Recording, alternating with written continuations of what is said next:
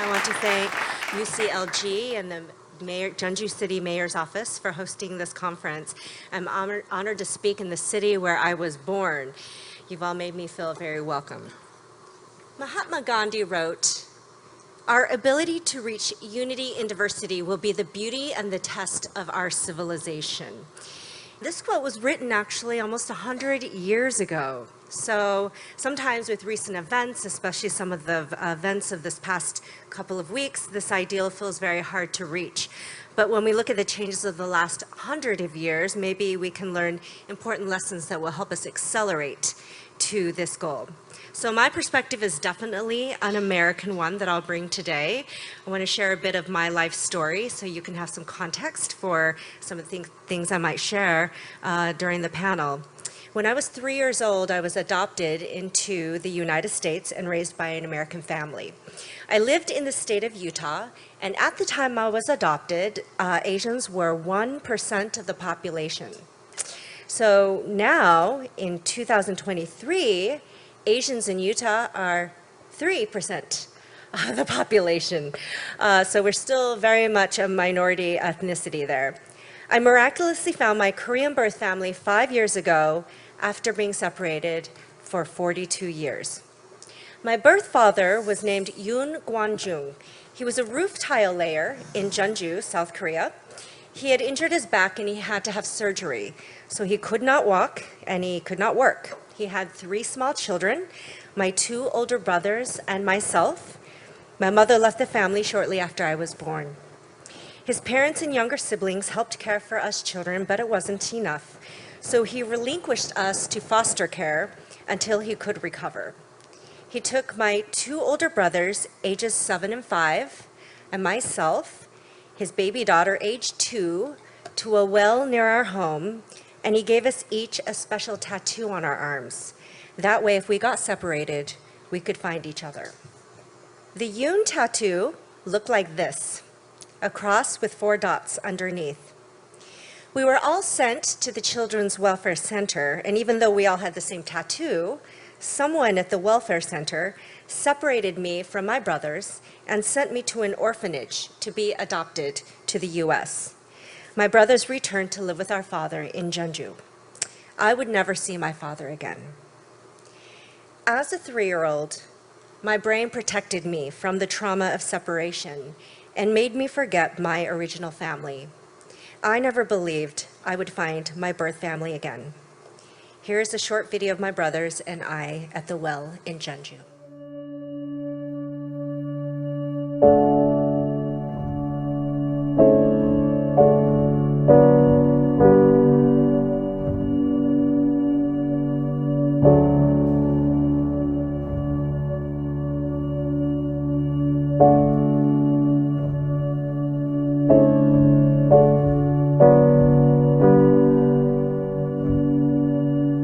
This was 5 years ago, meeting my birth family, which was actually 5 years ago tomorrow.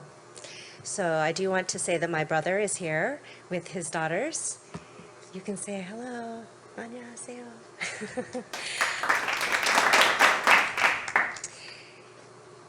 This photo of these children at the well was taken in Korea around 1954, so 20 years before I was born.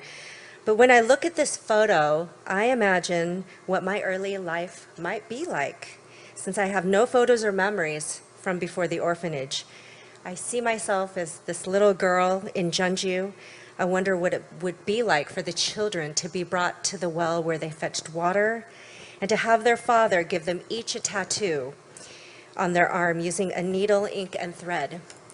I wonder what it would be like to be the oldest son, and to have your father say, "I will come back for you." I wonder what it would feel like as the baby daughter to be given a hug by her father and then feel the pain of a needle in your arm. I grew up in a middle-class family in Utah, but my parents did not have money to send me to college. Through scholarships and part-time jobs, I managed to earn a chemical engineering degree and a law degree from 2 top universities in Utah. In law school, I was selected for an internship spot at South Korea's largest law firm, Kim & Chung, for 2 months. I was thrilled for the opportunity to visit and work in my birth country.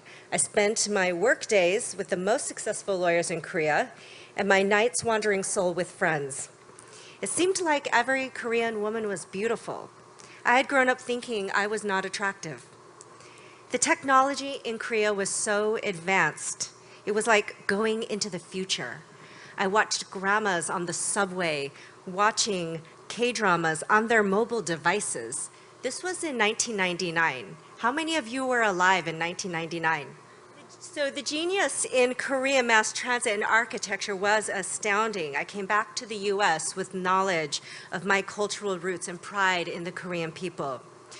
Over the decades, I've come to view my identity like this beautiful layered cake with each ingredient of who I am bringing something delicious and wonderful and sometimes uniquely oppositional, like the magic of chocolate and salt together. It's something even better. I had to find my own personal unity in diversity. My career path in the United States was rather unconventional. I was a patent attorney at the largest intellectual property law firm in Salt Lake City, Utah.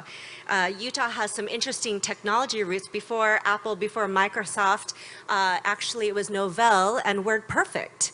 And so those original roots started in Utah, and the University of Utah had one of the original first nodes of the World Wide Web. So a lot of people don't know those facts about Utah. I co-founded the Women Tech Council in 2007, and it's still a thriving organization 16 years later. And after I became a partner at the law firm, I left to work in educational technology. I built professional development content for educators. And eventually I ran a technology recruiting company, and I've done a lot of strategic consulting, and now through InclusionPro, I bring all of this business experience together at the intersection of leadership strategy, team performance, and cultural transformation with a special lens of diversity and inclusion. So I've always been able to work with large companies and their business strategies, and I also always leave an option. Who knows what's next? So I've never been one who's been satisfied with the status quo, and sometimes this is difficult for some organizations and environments when you ask for change too much. So that compelled me to find some other opportunities to make impact. And the bridges in this photo are very symbolic of a secret superpower that I learned, which was how to cross bridges. I didn't always understand this inner strength, even though I have a tattoo cross on my arm that literally symbolizes a crossing into a new family, ethnicity, racial experience, culture, religion, and nationality. So through thousands of experiences, I've learned that my gift is helping people believe that they too can cross a bridge. And this helps bridge understanding in my work and communities. Some of my most fulfilling work has been creating bridges of systemic change for underrepresented groups. Barack Obama said, "Change will not come if we wait for some other person or some other time. We are the ones we've been waiting for. We are the change that we seek." I was able to build programs for women in technology that bridged from high school all the way to the corporate boardroom. This work includes building bridges with many critical parts of the ecosystem, including industry, government, education, and service providers.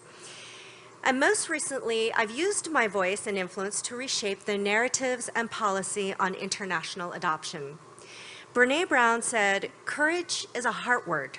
The root of the word courage is core, the Latin word for heart. In one of its earliest forms, the word courage meant to speak one's mind by telling all one's heart." I was honored in 2020 to be featured in a TED Talk that was viewed over 2 million times.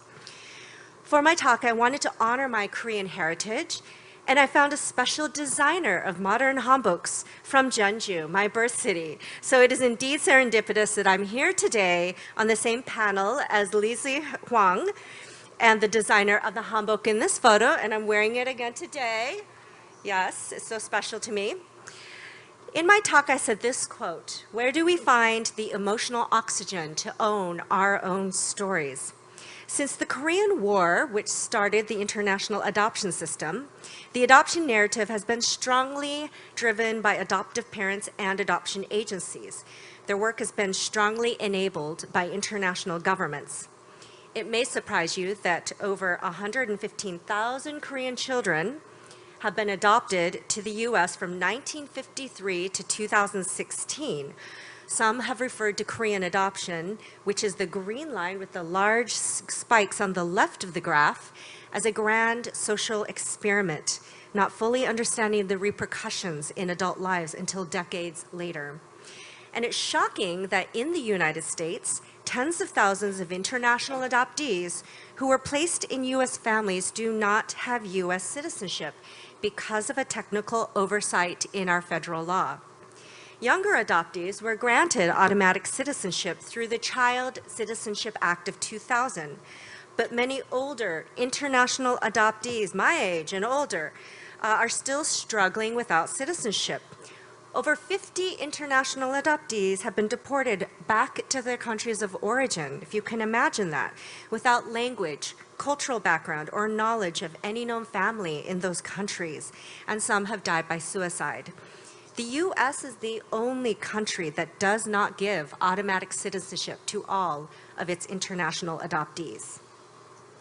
I have had the privilege of volunteering for Adoptees for Justice to work to pass the Adoptee Citizenship Act. Adoptees for Justice is an adoptee-led coalition that has been trying for 10 years to fix the U.S. citizenship law for international adoptees. In this photo, we are with our governors and members of the Utah State Legislature. There's 4 Korean adoptees, but 2 of them found out later in life that they never had U.S. citizenship, despite being raised their whole lives as if they were U.S. citizens. So it's far past time for the Adoptee Citizenship Act to be passed by U.S. Congress. Perhaps it's my Korean genetics or my upbringing by Americans with pioneer roots that made me always want to work for improvement. Ultimately, we cannot decide where we are born or which family we end up in, but we can use our voice to make a difference for others in the world. Steve Jobs said, "You cannot connect the dots looking forward. You can only connect them looking backward. So you have to trust that the dots will somehow connect in your future." I know what it's like to have an older person, and I'm the ajuma in the room, or the harmony. I'm the older woman in the room. I know what it's like to have an older person say confidently, "You can make a difference." But here's what your generation had that we did not have. You have courage and a social conscience that is more quickly developed because of your access to technology. I'm going to share some short examples of how this has made an impact in American workplaces. When I was early in my career, people told me never to talk about work-life balance. So I had to pick my battles carefully as I worked for better culture for women in the workplace. And then millennials came along and started asking about work-life balance in their job interviews. Employers started to realize they had a hard time hiring people, younger people, when they didn't have work-life balance options. Younger generations made work-life balance more available for all genders, so now fathers can be better fathers. When I was earlier in my career, people told me that social issues don't belong in the workplace. Stay focused on your job, they said. But I still worked for inclusive cultures and tried to show leaders the economic benefits of inclusion. And then millennials and Generation Z came along and asked leaders how they're planning to acknowledge oppressive inequities that impact people at the company and those across the world. Shareholders started to realize consumers care about corporate responsibility, and now we have more empathy in our workplaces and sustainable solutions. When I was early in my career, people told me that as long as I get an education and stayed committed to my career, I would be financially stable. I could work into retirement like the baby boomer generation. That is no longer a reality for our millennial and Gen Z generation, who have now experienced deep recessions and a global pandemic without pensions to look forward to. Do we see how the dots start to connect? Korean youth are the future of Korea. This is not just a heartwarming statement. It is an economic reality for Korea. With your decreasing youth population, you must leverage all of the talent that you can. Artificial intelligence can help, but the solution will require a more humanistic approach, such as which youth are getting lost in the system, who's struggling to find purposeful pathways to careers, how can women have children while leading productive lives and careers, what social environments are needed for children to thrive with parents who are present and interested in their emotional well-being. Imagine what happens when we provide space for our youth to share their concerns and ideas, but we must build bridges and do it together. Perhaps one small suggestion for your next conference, or maybe you already did this, I'm not sure, but sometimes we preach to the choir, and maybe next time leaders can hear more youth presentations, because together you will create Jeonju to be innovative and the vibrant city that only you can imagine. Thank you.